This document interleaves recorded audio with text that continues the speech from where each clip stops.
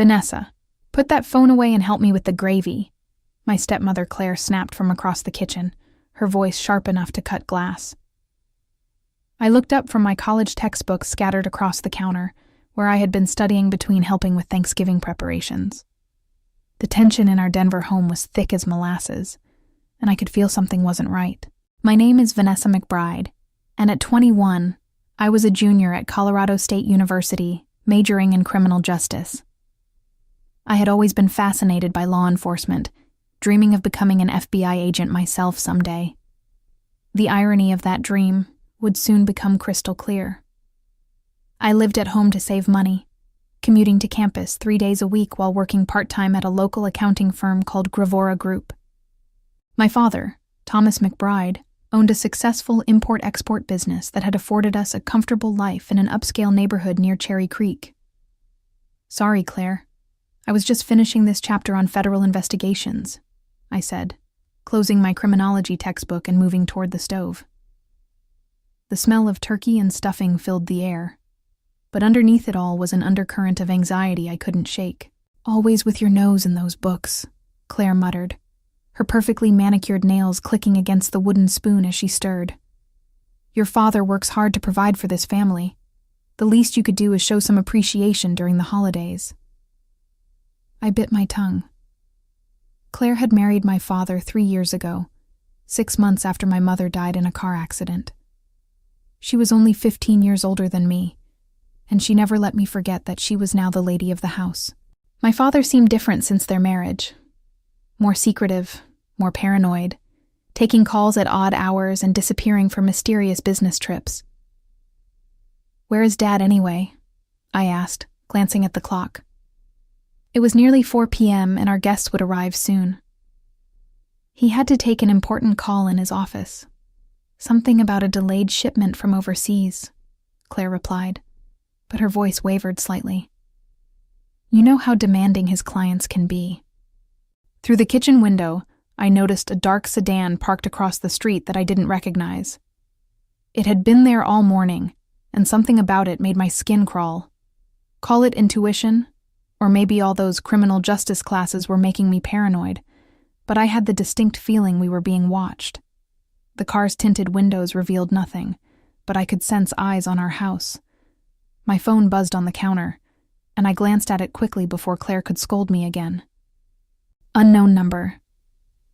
I almost ignored it, but something compelled me to look. The message made my blood run cold. Walk away immediately. Say nothing to anyone at the table, especially your father. Growing up, I had always idolized my father. Thomas McBride was a self-made man who had built his import business from nothing, after emigrating from Ireland in his 20s. He taught me about hard work, integrity, and standing up for what was right. At least that's what I believed until recently. Over the past few months, I had started noticing strange inconsistencies in his stories. Business meetings that ran until 3 a.m. Phone calls where he spoke in hushed tones about packages and deliveries. Most concerning was the way he had started asking me detailed questions about my college schedule, my friends, and even my social security number for what he claimed were insurance purposes. Vanessa, honey, could you help me understand something? He had asked just 2 weeks ago while we sat in his home office. For my accountant, I need to know all the places where your name might be listed. You know, bank accounts, credit cards, any business associations. At the time, I thought it was odd but harmless. Now, staring at that cryptic text message, every strange conversation came flooding back. The way he insisted I apply for a business credit card for emergencies. How he had me sign papers that he said were for college loan applications, but never let me read carefully. The way his business partner, Victor Kozlov, always looked at me with an uncomfortable intensity whenever he visited our house. Claire continued bustling around the kitchen, but I noticed her hands were shaking as she arranged the dinner rolls. She kept glancing toward the hallway that led to my father's office, where I could hear his muffled voice behind the closed door. His tone was agitated, urgent. Claire, I said quietly, is everything okay? You seem nervous. She whirled around, her face pale. Everything's fine. Why would you ask that? It's just that you've been jumpy all day, and Dad's been locked in that office for hours. Usually he loves helping with Thanksgiving dinner." Before Claire could respond, the doorbell rang. Through the front window, I could see our guests arriving. My Aunt Patricia and Uncle Robert, along with my younger cousin Jenny. Normal family members with normal lives who had no idea what kind of storm was brewing in our house. My phone buzzed again. Same unknown number. "FBI agents are in position. When I give the signal, go to your room immediately. Do not warn anyone. Your life depends on it." My hands started trembling as I read the words. FBI agents? What could they possibly want with our family? I looked around the kitchen with new eyes, suddenly seeing everything differently. The expensive renovations my father had done last year. The new cars. Claire's designer clothes and jewelry. Where was all this money really coming from? Through the kitchen window, I noticed 2 more cars had appeared on our street. People in dark clothing were walking casually along the sidewalk, but their movements seemed too purposeful, too coordinated. My criminology training kicked in, and I recognized the signs of a tactical operation unfolding. Whatever was about to happen, I realized I was standing in the center of it. The front door opened, and the house filled with the cheerful voices of my relatives. Aunt Patricia swept into the kitchen with her usual warmth, carrying a homemade pumpkin pie and chattering about traffic on the highway. Uncle Robert followed behind her, already loosening his tie and commenting on how delicious everything smelled. My cousin Jenny, who was 17 and perpetually attached to her phone, gave me a quick hug before disappearing into the living room. "Vanessa, dear, you look pale," Aunt Patricia said, studying my face with concern. "Are you feeling all right?" "Just tired from school," I managed to reply, but my voice sounded strange even to my own ears. The text messages had shaken me more than I wanted to admit. I kept glancing toward the window, trying to spot the surveillance vehicles without being obvious about it. My father finally emerged from his office, his face flushed and his hair slightly disheveled. He was putting on his best jovial host performance, but I could see the tension in his shoulders and the way his eyes kept darting toward the windows. "Patricia, Robert, so good to see you," he boomed, embracing my aunt with what seemed like forced enthusiasm. "I was just finishing up some urgent business calls. You know how it is in the import game. The world never sleeps." "Oh, Thomas, surely you can take 1 day off for family," Aunt Patricia chided gently. Of course. Business is done for the day," he replied, but I noticed his phone was still clutched tightly in his hand. As we all gathered around the dining room table, I tried to act normal while my mind raced. The elegant table setting looked the same as every other family gathering, but everything felt surreal. The crystal glasses caught the late afternoon light, the china plates gleamed, and the golden turkey sat proudly in the center of the table. Yet underneath this picture of domestic perfection, I sensed something sinister lurking. My father said grace, his voice steady and familiar, but I found myself studying his face instead of bowing my head. When had the laugh lines around his eyes started looking more like worry lines? When had his smile begun to seem practiced rather than genuine? "Let's start with what we're all thankful for this year," Claire announced, cutting into the turkey with practiced precision. "Thomas, why don't you begin?" My father cleared his throat and lifted his wine glass. "I'm thankful for my beautiful family, for another successful year in business, and for the opportunities that lie ahead." The way he emphasized opportunities sent a chill down my spine. My phone, which I had discreetly placed on my lap, buzzed with another message. "Now, go to your room. Do not look back. Do not warn anyone." I felt my heart hammering against my ribs as I made a decision that would change everything. I pushed back my chair and stood up, my legs feeling unsteady beneath me. "I'm sorry, everyone. I need to run upstairs for a moment. I think I left something on in my room." Vanessa, the dinner just started," Claire protested, her fork suspended halfway to her mouth. Whatever it is can wait. It'll just be a quick minute, I said, forcing a smile that felt like plastic on my face. I promise. I walked toward the staircase as casually as I could manage, but every step felt weighted with significance. Behind me, I could hear my family resuming their conversation, Aunt Patricia asking about Jenny's college applications, and Uncle Robert commenting on the football game. Normal family chatter that seemed to belong to a different universe than the one I was suddenly inhabiting. As I reached the top of the stairs, I heard the unmistakable sound of car doors slamming outside. Not just one or two, multiple vehicles arriving simultaneously. Through the upstairs hallway window, I could see dark SUVs positioned strategically around our neighborhood. Men and women in tactical gear were moving with practiced precision, surrounding our house. My phone rang, making me jump. The same unknown number that had been texting me. "Hello?"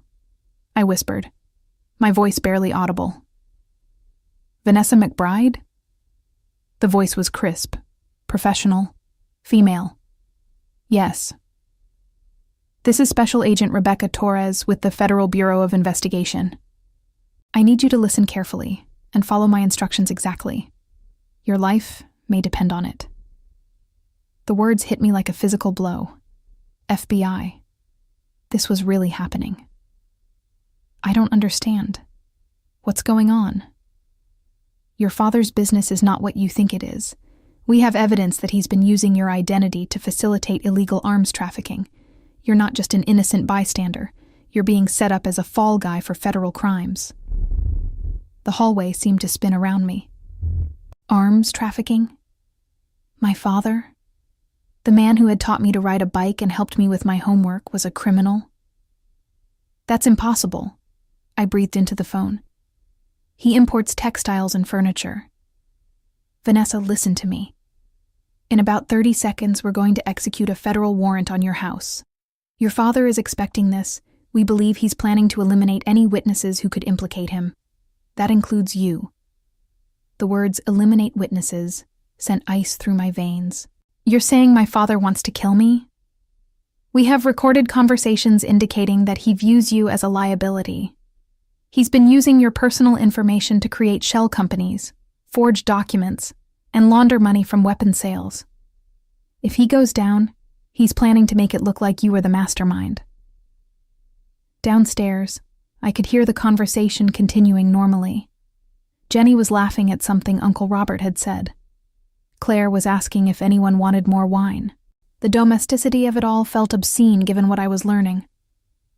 "What do I do?" I whispered. "Stay exactly where you are. Do not go back downstairs under any circumstances. We're coming in through the front door in 10 seconds. Your father may try to call you down. Do not respond." As if on cue, my father's voice boomed up the stairs. "Vanessa, come down here, sweetheart. Your Aunt Patricia wants to tell you about her trip to Europe." My blood turned to ice. The timing was too perfect, too convenient. Agent Torres was right. He was trying to get me back downstairs before the FBI arrived. "Vanessa," my father called again, his voice sharper this time. "Come down here right now." Through my bedroom window, I could see tactical officers taking positions around our house, snipers on neighboring rooftops, armored vehicles blocking both ends of our street. This wasn't just an arrest. This was a major federal operation. "They're here," Agent Torres said through my phone. "Whatever happens next, do not move from where you are." The front door exploded inward with a tremendous crash. Shouts erupted from downstairs. "FBI, federal agents, everyone on the ground." I could hear my aunt screaming, chairs scraping against the floor, and my father's voice raised in furious protest. But what chilled me most was Claire's reaction, or rather, her lack of one. Instead of surprised screams, I heard her say in a calm, resigned voice, "Thomas, they know everything." The sounds from downstairs were chaos incarnate. Heavy boots thundered across our hardwood floors. Multiple voices shouted commands. "Hands where we can see them. Do not move. Secure the perimeter." Through my phone, Agent Torres kept me informed. Your father just tried to reach for something in his jacket. My colleagues have him restrained. Your stepmother is being cooperative. She's been working with us for the past 6 months. Claire's been working with the FBI? The revelation hit me like a sledgehammer. Everything I thought I knew about my family was crumbling in real time. She contacted us after discovering your father's illegal activities. She's been providing information about his operation while trying to protect you. The reason she's been so tense lately is because she knew this day was coming. Downstairs, I could hear my Aunt Patricia crying and demanding to know what was happening. Uncle Robert's voice was raised in confusion and anger. My cousin Jenny was sobbing. These innocent family members had been dragged into a federal takedown because of my father's crimes. Vanessa, I need you to understand something, Agent Torres continued. Your father has been planning to disappear after this Thanksgiving dinner. We found evidence that he intended to fake your death and flee the country with the money he's stolen. You were never meant to survive today. The words made my legs give out, and I sank to the floor of the hallway. My own father, the man who had raised me, who I had loved and admired, had been planning to murder me. The betrayal was so complete, so devastating, that I couldn't even process it emotionally. Why? I whispered. Why would he do this to me? Money and desperation. His arms trafficking operation was worth millions, but it was falling apart. He needed a scapegoat, and he needed to eliminate anyone who could expose him. Your identity was perfect for creating the paper trail, and your death would have sealed the case shut. Heavy footsteps were coming up the stairs now. I could hear Agent Torres coordinating with her team. Subject is secured on the main floor. Victim is safe on the second floor. Moments later, a woman in FBI tactical gear appeared at the top of the stairs. She was tall, with short dark hair and kind but serious eyes. Vanessa, I'm Agent Torres. You're safe now. I looked at her numbly, still trying to process everything. My aunt and uncle, are they okay? They're fine. Confused and scared, but unharmed. They had no knowledge of your father's activities. We're getting statements from them now, and then they'll be free to go. What about Claire? She's been invaluable to our investigation. Without her cooperation, we might not have been able to save you in time. Agent Torres helped me to my feet. She genuinely cares about you, Vanessa. That's why she risked everything to help us. From downstairs, I could hear my father's voice, no longer the warm paternal tone I knew, but cold and calculating. You have nothing concrete. Everything you think you know is circumstantial. Then I heard Claire's voice, stronger than I had ever heard it. Thomas, stop. They have the recordings. They have the financial records. They have everything. You recorded me? My father's voice was filled with rage and disbelief. You treacherous. I protected your daughter, Claire shot back. Something you were never willing to do. Agent Torres looked at me with sympathy. I know this is overwhelming, but I need you to understand. You're not in trouble. You're a victim here. However, we're going to need your help to make sure your father pays for what he's done. Agent Torres led me downstairs, where the scene looked like something from a crime drama. FBI agents were photographing everything, bagging evidence, and coordinating through their radios. My aunt and uncle were seated on the living room couch, looking shell-shocked, but physically unharmed. Jenny was clinging to her mother, tears streaming down her face. My father sat in a chair near the dining room table, his hands zip-tied behind his back. When he saw me coming down the stairs, his expression shifted from anger to something that looked almost like relief. Vanessa, thank God you're safe, he said, his voice taking on that familiar paternal warmth. These agents have made some terrible mistake. I can explain everything. But I could see right through him now. The performance was flawless. The concerned father, the innocent businessman caught up in a misunderstanding. If I hadn't heard Agent Torres's explanation, if I hadn't seen the tactical operation unfold, I might have believed him. Don't, I said quietly. Just don't. His mask slipped for just a moment, and I saw something cold and calculating in his eyes. This was the real Thomas McBride, not my loving father, but a criminal who had been willing to sacrifice his own daughter to save himself. Claire approached me cautiously, her face streaked with tears. "Vanessa, I'm so sorry. I wanted to tell you everything, but the FBI said it was too dangerous. He was monitoring your phone, your email, everything." "How long have you known?" I asked her. "I started suspecting something 6 months ago, when I found documents in his office. Bank accounts I'd never heard of. Shipping manifests for items that didn't match his business records. When I confronted him, he threatened me." She wiped her eyes. "But when I realized he was planning to involve you more directly, I contacted the FBI." Agent Torres joined our conversation.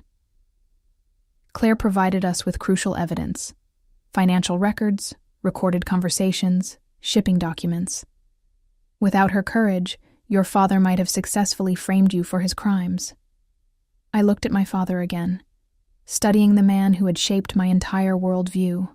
Was any of it real? Our relationship, the values you taught me, the person I thought you were? He met my gaze steadily. "I loved you, Vanessa. I still do. But love doesn't pay for college tuition or keep a roof over your head. I did what I had to do to provide for this family." "You were going to kill me," I said flatly. For the first time, his composure cracked completely. "It wouldn't have been personal. It would have been quick, painless. You would have died believing your father loved you." The casualness with which he discussed my planned murder was more chilling than any rage could have been. This wasn't the man who had raised me. Or maybe it was, and I had never really known him at all. Agent Torres stepped forward. "Thomas McBride, you're under arrest for conspiracy to commit murder, international arms trafficking, money laundering, identity theft, and violation of federal firearms statutes." She began reading him his rights as other agents prepared to transport him. As they led him toward the door, my father turned back to me one last time. "I'm sorry it came to this, Vanessa. I truly am. But you'll understand someday. Family isn't always enough." "You're right," I replied, surprising myself with the steadiness in my voice. "Family isn't always enough. But love should be. And real love doesn't involve murder." The look of genuine surprise on his face was the last thing I saw before the agents took him away. 6 months later, I sat in a federal courthouse in downtown Denver, watching my father's defense attorney make one final, desperate argument to the jury. The evidence against him was overwhelming. Financial records, recorded conversations, testimony from his criminal associates, who had agreed to cooperate in exchange for reduced sentences. But the most damaging evidence of all came from an unexpected source: me. In the weeks following his arrest, I had worked closely with the FBI to uncover the full extent of his criminal operation. They taught me how to access the shell companies he had created using my identity. Together, we traced money laundering operations across 3 countries. I helped them decode his communication patterns and identify other members of his trafficking network. What I discovered was worse than anything I had initially imagined. My father hadn't just been selling weapons. He had been supplying them to terrorist organizations and drug cartels. The blood money that had paid for my college tuition, our house, our comfortable lifestyle, was stained with the lives of countless innocent people. But it was the murder plot that sealed his fate. Claire's recordings revealed the chilling details of how he planned to stage my death. He had researched poisons that would mimic natural causes. He had practiced his grief-stricken father act in front of the mirror. He had even written a fake suicide note in my handwriting, claiming I couldn't live with the guilt of my crimes. "Ladies and gentlemen of the jury," the prosecutor said in her closing statement, "Thomas McBride didn't just betray his country. He betrayed the most sacred trust of all, that between a father and daughter. He was willing to murder his own child to avoid accountability for his crimes." As the jury filed out to deliberate, my father's eyes met mine across the courtroom. I felt nothing. No love, no hatred, no sadness. Just a cold satisfaction that justice was finally being served. The jury deliberated for less than 3 hours. When they returned, the foreman stood and delivered their verdict. Guilty on all counts. My father's face remained impassive, but I saw his hands tremble slightly as the judge announced his sentence. Life in federal prison without the possibility of parole. As the guards led him away in shackles, I felt a profound sense of closure. The man who had raised me was gone, but the monster who had planned to kill me was finally being held accountable. Outside the courthouse, Agent Torres found me on the steps. "How do you feel?" she asked. "Free," I replied, and meant it. For the first time in months, I feel completely free. Claire joined us, her face showing the relief of someone who had carried a terrible burden for too long. "Thank you," she said to me, "for being strong enough to see this through." "Thank you for saving my life," I replied. "I know it couldn't have been easy." She smiled sadly. "You're the closest thing to a daughter I've ever had. I couldn't let him hurt you." Agent Torres handed me a business card. "I meant what I said before. If you're still interested in a career with the FBI, you have my recommendation.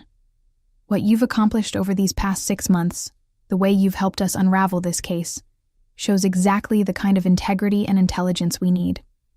I looked at the card, thinking about my childhood dreams of becoming an FBI agent. Those dreams had been born from watching my father, believing he represented justice and moral courage. Now I knew the truth about him, but somehow that made my calling even clearer. "I'll think about it," I said, but I had already made my decision. Years later, Thomas McBride died alone in federal prison, his arms trafficking network completely dismantled, and his co-conspirators serving lengthy sentences. His reputation was destroyed, his assets seized, and his name became synonymous with betrayal in law enforcement circles. Claire used the seized assets to establish a foundation for victims of arms trafficking, ensuring that his blood money would finally serve a righteous purpose. As for me, I graduated summa cum laude and joined the FBI's counterterrorism division, where I specialized in tracking down criminals who exploit their own families for profit. Every case I solved, every criminal I helped bring to justice, felt like a small victory over the man who had tried to destroy me. The revenge I had sought wasn't just personal. It was a commitment to ensuring that no other child would suffer what he had planned for me.